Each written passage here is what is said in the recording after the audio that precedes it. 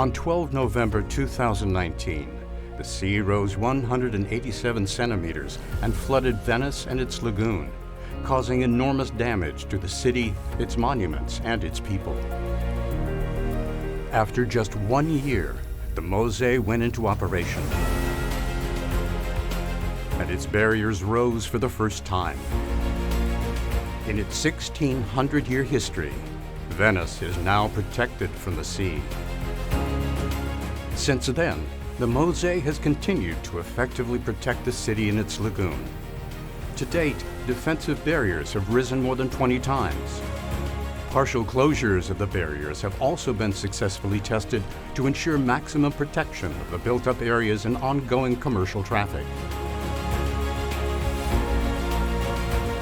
95% of the project has been completed, and its results are amazing. Even better results will be achieved on the completion of the full project. Let's see how the MoS.E works. The experimental electromechanical module that protects the Venice Lagoon is the only system of invisible mobile barriers in the world. Isola Novissima, an artificial island built in the lagoon over an area of 120,000 square meters, houses all the technology needed to operate the barriers. The barriers consist of arrays of sluice gates.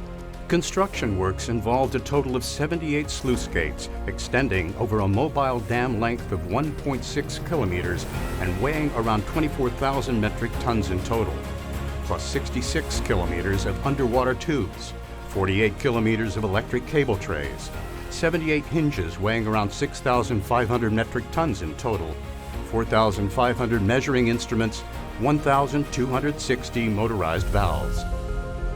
The barriers are raised by pumping compressed air into each sluice gate.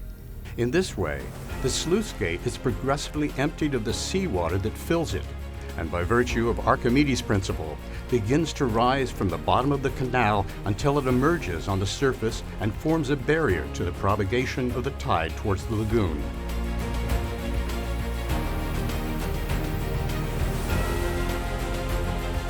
The main system components include reinforced concrete caissons placed at the bottom of the inlets which house the gates when idle, sluice gates made of steel, hinges which make the gates rotate and emerge when the system operates, and finally, the technological systems necessary to activate and control the raising of the sluice gate arrays. According to the project estimates, the time required to raise the gate array in a fully operational condition is approximately 30 minutes. In conclusion, it took about 50 years to successfully protect Venice and its lagoon from high tides.